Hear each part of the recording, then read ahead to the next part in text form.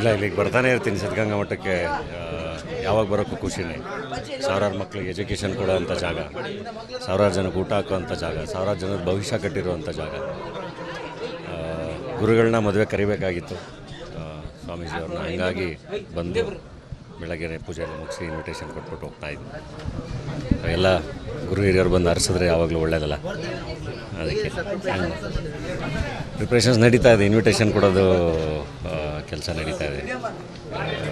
ಎಲ್ಲ ಹಿರಿಯರಿಗೆ, ಲೀಡರ್ಸ್ಗೆ, ಸ್ವಾಮೀಜಿಯವ್ರಿಗೆ ಎಲ್ಲರನ್ನ ಕರೀತಾ ಇದ್ದೀನಿ. ನಂತರ ಇನ್ನು ನಮ್ಮ ಸಿನಿಮಾದವರು ಎಲ್ಲರನ್ನ ಕರೆಯೋಕ್ಕೆ ಶುರು ಮಾಡಬೇಕು. ಅಭಿಮಾನಿಗಳಿಗೂ ಕೂಡ ಡೆಫಿನೆಟ್ಲಿ ಇನ್ವೈಟ್ ಮಾಡ್ತೀನಿ. Thank you.